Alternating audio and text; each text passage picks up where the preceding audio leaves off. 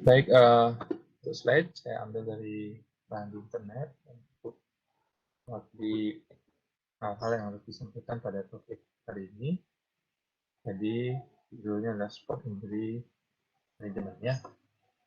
Jadi bagaimana tata laksana dari sport injury.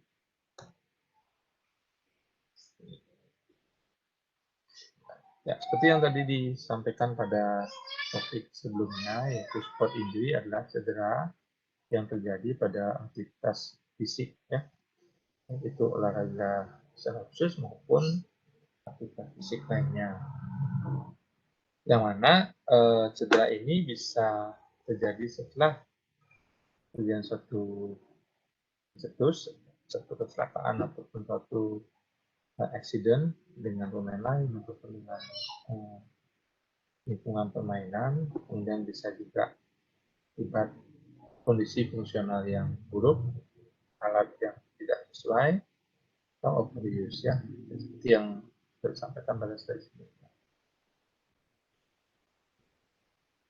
Ya.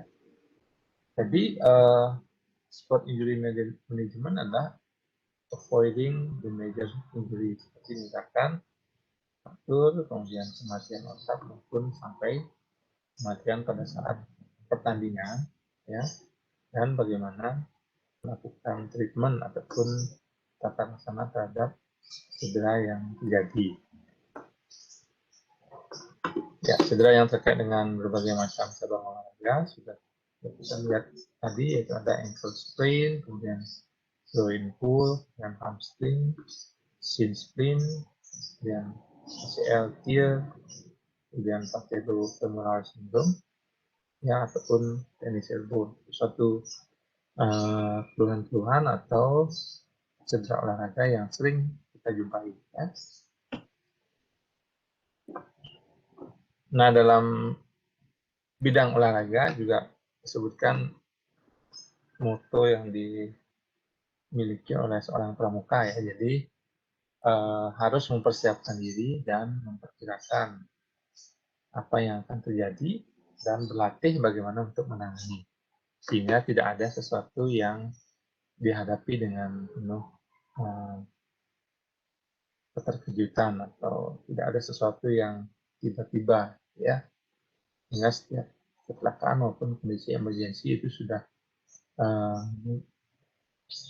memiliki suatu keterampilan untuk melakukannya. Jadi dalam hal cedera olahraga tentu pengalaman lapangan memegang peranan yang penting dalam tata laksana ataupun melakukan rangkaian tersebut dengan baik.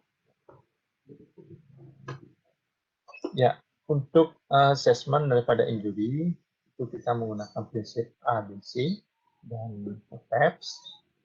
Kemudian treatment daripada injury kita melakukan Kaiser dan no harm. Jadi semua ini adalah akronim ya. Di ABC adalah akronim, PEPS akronim, Kaiser juga akronim, HAM juga akronim. Jadi pembuatan akronim seperti ini membuat kita secara teknis itu lebih mudah melakukannya di lapangan. Nah, tentu untuk assessment, yang pertama yaitu assessment ABC, yaitu airway, breathing, and circulation. Nah, ini adalah suatu pendekatan yang dilakukan pada kondisi-kondisi emergensi ya. Misalkan setelah terjadi suatu insiden atau benturan dengan pemain lain, kemudian si atlet menjadi tidak sadar diri, yang perlu atau misalkan terjatuh tidak mampu untuk berdiri, nah itu perlu dievaluasi adalah kondisi, jadi kondisi-kondisi gawat daruratan. Sama seperti evaluasi pasien ketika masuk ke UGD, ya, ke IGD, instalasi gawat darurat. Jadi ketika kita menjumpai suatu kondisi yang kita pikirkan keadaan gawat darurat, maka kita melakukan pendekatan airway, breathing, and circulation. Ya, jadi bagi teman-teman yang mungkin pernah mengikuti pelatihan basic life support, tentu paham dan tahu tentang apa yang dimaksud dan apa yang harus dikerjakan. Tapi pada prinsipnya adalah pendekatan ABC dilakukan untuk memastikan atau mengevaluasi dengan cepat, dan kita bisa membuat suatu prognosis atau perkiraan sehingga bisa membuat rujukan dengan cepat. Ya. Dan tentu yang sebelumnya ya melakukan pertolongan kalau misalkan salah satu kondisi ini mengalami gangguan. Jadi RW adalah memastikan bahwa jalan nafas dari atlet ataupun dari individu yang mengalami cedera itu berfungsi dengan baik. Ya. Jadi mulai dari rongga mulut, hidung, kemudian ke kerongkongan, kemudian masuk ke trachea dan ke paru-paru. Nah, itu yang perlu dipastikan bahwa fungsinya berjalan dengan baik. Jadi yang kita lihat adalah kita melihat apakah ada sumbatan, apakah ada gumpalan darah, apakah ada benda asing yang menghalangi jalan masuknya udara. Ya. Contohnya misalkan seorang jatuh, kemudian di tempat berlumpur, misalkan, itu kemungkinan ada airway yang tersumbat. Atau misalkan dia menggunakan proteksi mulut, itu mungkin juga bisa menghalangi jalan nafas. Ya. Jadi airway kita evaluasi untuk memastikan bahwa udara bisa masuk dengan baik di hidung maupun di mulut. Ya. Sudah masuk ke ya. Kemudian breathing. Nah, kalau airway itu memastikan struktur masuknya udara, kemudian breathing artinya memastikan apakah dia bisa berfungsi dengan normal. Ya. Jadi yang dilihat adalah ada udara yang masuk dan ada udara yang keluar. Jadi inhalasi dan ekshalasi itu perlu dievaluasi dua-duanya.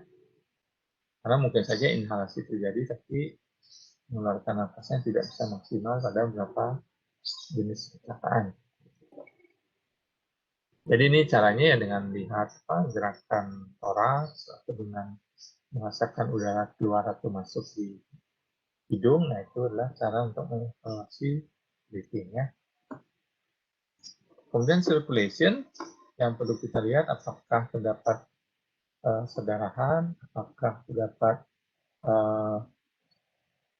aktivitas yang berlebih atau menurun pada kardio sirkulasi ya.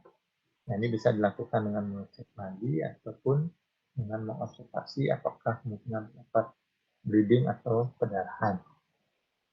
Nah, itu adalah ABC, jadi pendekatan yang kita lakukan untuk mengevaluasi dengan cepat kondisi ketika atlet mengalami cedera dan ada indikasi bahwa terdapat gangguan terhadap kesadaran atau ketidakmampuan untuk berpindah dari tempat dia mengalami cedera.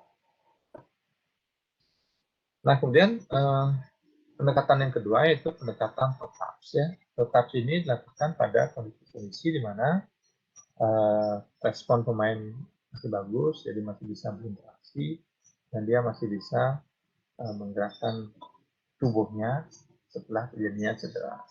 Ataupun bisa dikatakan ini ada pasien-pasien yang elektif, artinya yang tidak terkategori sebagai kondisi gawat darurat. Nah, TOTAPS adalah akronim dari Talk, Observe, Touch, Active, Passive, dan Skill. Ya. Ada juga sih yang misalkan membuat TOTAPS itu menjadi look, feel, move. Ya. Jadi look, observe, feel, touch, move ya digerakkan. Jadi kalau pendekatan ortopedi biasanya look, feel, move. Look, observe, feel dengan touch atau meraba, kemudian movementnya ya aktif, pasif, dan skillful movement ya. Inilah pemeriksaannya. Look, feel, move tentu didahului oleh analisis. Ya kalau di medis seperti itu ya, jadi talk ini analisis, kemudian ini adalah pemeriksaan objektif. Yang subjektif, objektif, baru kita bisa menyimpulkan suatu diagnosis. Nah, jadi talk itu adalah anamnesis atau wawancara, itu adalah suatu berusaha untuk mendapatkan gambaran mekanisme of injury-nya. Itu cukup penting untuk bisa memberikan gambaran secara deskriptif mekanisme terjadinya cedera dan organ-organ apa saja atau bagian-bagian tubuh mana saja yang terlibat di dalamnya, ya. Misalkan kejengklok atau kesleo, nah itu yang perlu diperhatikan apakah internal atau eksternal, ya. Apa yang kita tahu salah satu terjadi lebih sering. Kemudian bagian mana yang mengalami cedera, bagian tubuh mana. Kemudian ada juga kalau terdengar suara seperti patah atau seperti putus, gitu ya. Itu juga mengindikasikan beberapa kondisi-kondisi yang spesifik untuk beberapa jenis cedera. Ya. Jadi anamnesis ini adalah tells you a lot about the injury. Jadi cerita itu menjadi penting pada mekanisme cedera, sehingga kita bisa memprediksi bagian tubuh mana saja yang terlibat. Kemudian tahap berikutnya adalah observe. Observe itu artinya melihat atau look, kalau misalkan secara medis ya look, atau observasi ya. Jadi apa yang kita lihat adalah apakah terdapat suatu deformitas ya. Deformitas itu artinya tidak seperti kondisi normal, misalkan ada penonjolan, ada suatu bagian tubuh yang tidak segaris, nah itu merupakan satu deformitas ya. Kemudian look, melihat, observe atau inspection atau inspeksi, melihat apakah terdapat pembengkakannya, dan lihat apakah terjadi perubahan warna pada daerah yang membengkak. Karena pembengkakan dan menjadi merah itu adalah 2 dari 3 tanda-tanda peradangan ya. Jadi rubor, kolor, dan dolor. Artinya dia membengkak, memerah, dan meraba hangat. Tapi pada observe kita hanya melihat dan mengamati perubahan. Jadi kalau ada satu bagian tubuh yang membengkak, kemudian mengalami kemerahan, nah itu ada satu kondisi inflamasi di situ. Ya. Nah ada baiknya kalau kita compare bagian tubuh yang mengalami cedera dengan bagian tubuh yang sehat. Karena seringkali ada variasi-variasi individual yang harus dikoordinasi dengan bagian yang kontralateral, ya, untuk observe. Kemudian feel atau touch atau dengan menyentuh atau dengan palpasi itu sama ya. Jadi yang kita lihat adalah apakah terdapat suatu tenderness, artinya ada suatu istilahnya bengkak yang teraba tension, artinya ketegangan ya. Apakah daerah itu menjadi menegang, waktu itu secara mild, moderate, severe. Kemudian dengan touch itu kita bisa juga membedakan apakah ini terjadi pada soft tissue seperti yang di awal tadi atau terjadi pada tulangnya. Jadi dengan menyentuh dan dengan feel, meraba. Nah kemudian memastikan bahwa terjadi inflamasi, yaitu yang dengan meraba dengan merasakan adanya suatu peningkatan suhu pada daerah tersebut. Look, feel ya. Jadi trias dari peradangannya. Itu untuk touch atau untuk palpasi atau feel. Nah, kemudian untuk memastikan bahwa bagian tubuh itu mengalami cedera, maka perlu dilakukan evaluasi secara fungsionalnya, jadi dengan menggunakan jadi look, feel, move. Move-nya baik secara aktif, baik secara pasif. Ya. Jadi seberapa besar mereka bisa melakukan gerakan pada sendi yang terlibat dengan gerakan-gerakan dasar, misalkan pada ankle seberapa jauh dia bisa melakukan dorsopleksi ankle yang kita ukur dengan melakukan tes pada ankle flexion, ya. Jadi yang kita lihat adalah range-nya, kemudian apa, kapan munculnya nyeri, dan juga melihat range batasannya, dan di mana saja bagian yang mengalami nyeri untuk aktivitasnya. Karena when does it get painful itu bisa dipakai sebagai parameter nanti ketika rehabilitasi, ya. Misalkan saat ini fleksinya bisa 30 derajat, ternyata di kemudian hari bisa sampai 20 derajat, bisa sampai 10 derajat. Sehingga itu yang perlu dinilai nanti, ya, range of motion. Kemudian lokasinya, jadi titik-titik mana saja yang mengalami rasa nyeri yang muncul ketika melakukan aktivitas. Kemudian yang kedua, passive movement. Jadi passive movement itu adalah gerakan yang dibantu oleh orang kedua, ya, oleh terapis maupun oleh pemeriksasi. Jadi seberapa besar bisa digerakkan anggota tubuh yang mengalami cedera, ya. Dan ini di-compare dengan sisi tubuh yang lain sebagai satu komparasi atau pembanding. Nah, apabila itu semua bisa dilalui, artinya tidak muncul perubahan nyeri, tapi pasien juga tetap mengeluhkan ada suatu kondisi dia mengalami nyeri yang mengarahkan pada cedera, maka kita perlu melakukan sesuatu untuk mengetes cedera itu, ya. Must be something to test the injury, artinya pasti ada suatu mekanisme yang menstimulasi nyeri yang muncul akibat cedera pada organ tersebut.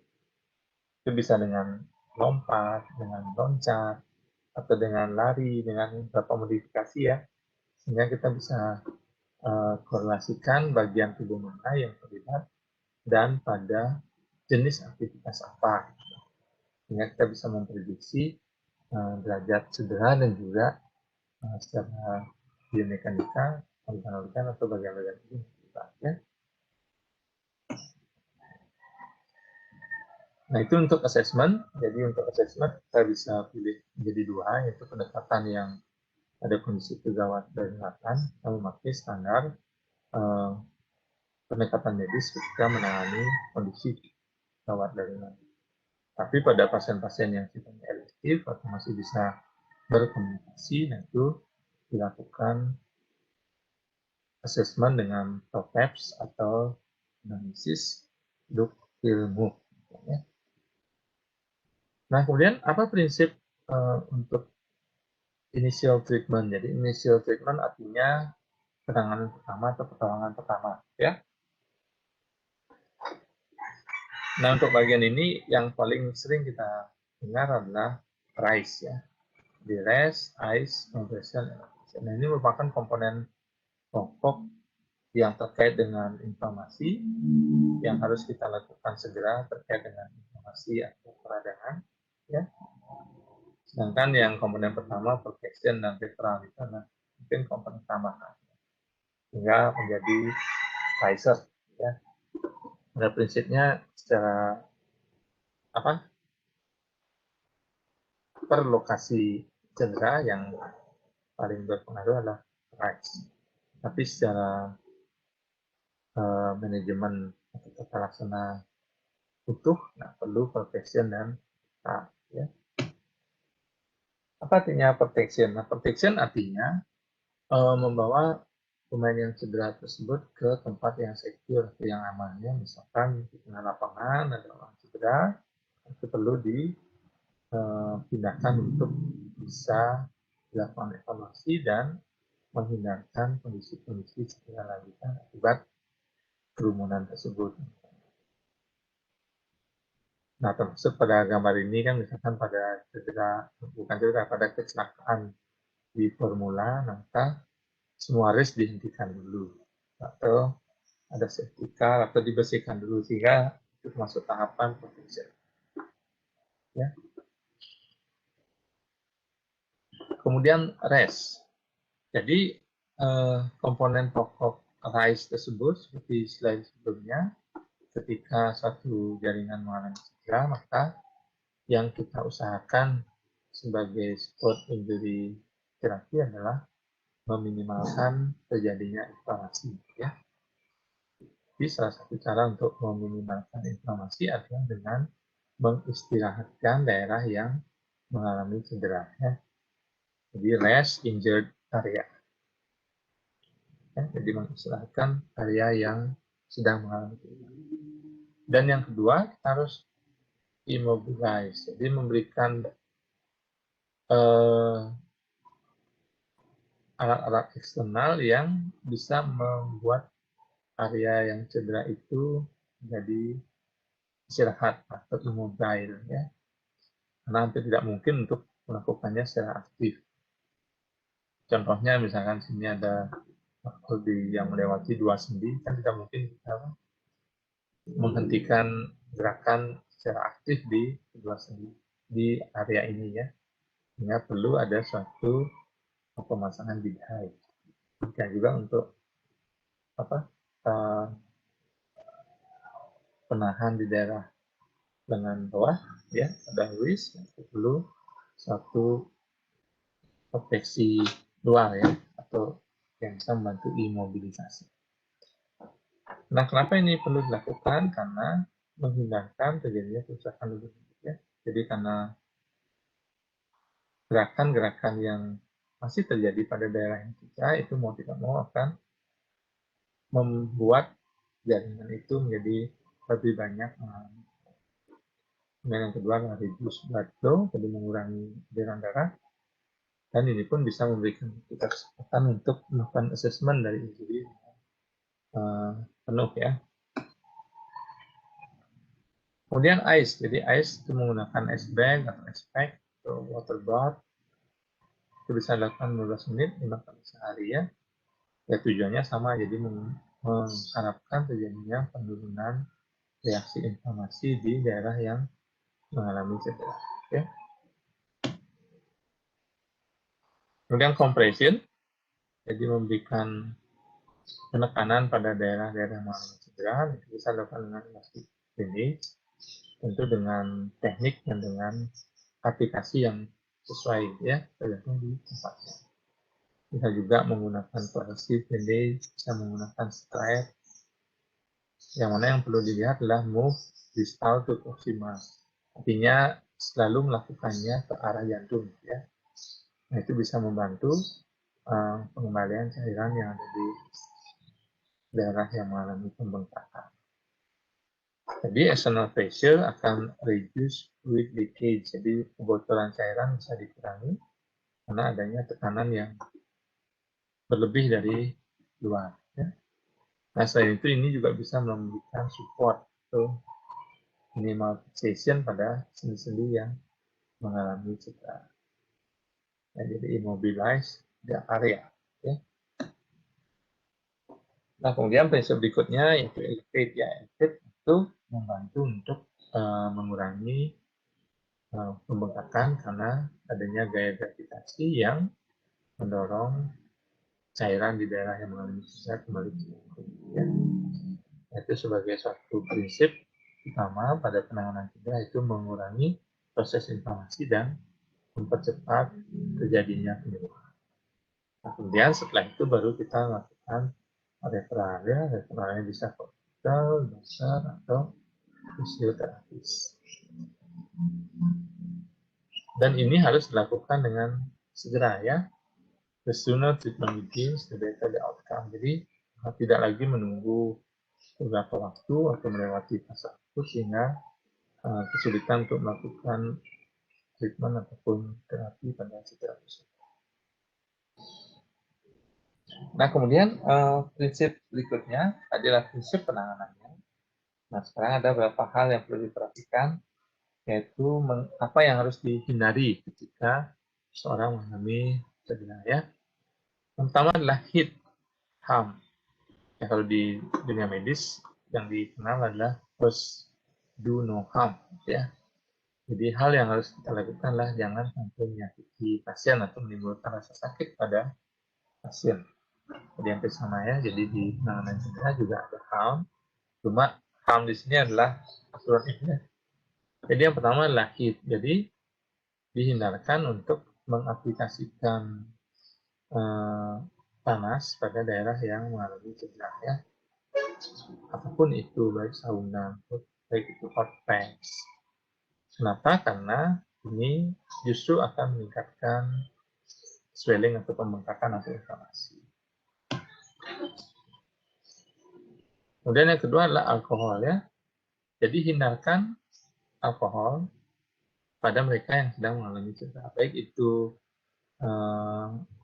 yang umum dilakukan setelah satu pertandingan ataupun dilakukan secara individual ya. Kenapa? Karena akan meningkatkan pembengkakan ya. Di darah bisa lebih mudah untuk keluar ke jaringan.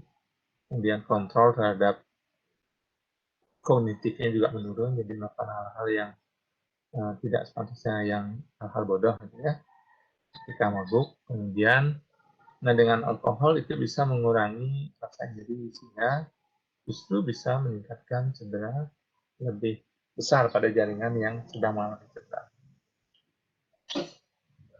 Nah, kemudian berikutnya adalah no running. Jadi apapun alasannya, jadi ketika seseorang mengalami cedera, jangan memaksakan diri untuk melakukan aktivitas lari, karena ini akan meningkatkan tissue damage ya. Dan yang terakhir adalah no massage. Jadi diharapkan untuk tidak melakukan massage pada daerah yang mengalami cedera. Jadi semua yang dibuat dalam akronim HAM itu adalah aktivitas-aktivitas yang meningkatkan cedera jaringan dan akhirnya meningkatkan inflamasi pada jaringan. Sehingga dengan demikian untuk prinsip penanganannya adalah mengurangi terjadinya inflamasi dengan pendekatan RICE dan tidak melakukan harm, sehingga dengan demikian penyembuhan dari bagian yang mengalami cedera bisa terjadi dengan cepat dan individu tersebut bisa kembali beraktivitas dengan lebih cepat. Oke, jadi mungkin itu yang bisa saya sampaikan. Jadi ada dua topik ya hari ini. Nanti setelah saya akan lanjutkan oleh Prof. Syahse dengan materi, dan ada satu materi lagi dari saya berikutnya setelah Prof. saya memberikan materinya ya. Untuk bahan nanti akan saya share melalui Wahyu ya, termasuk juga rekaman kalau misalkan saat ini mengulang mendengarkan kuliah ya.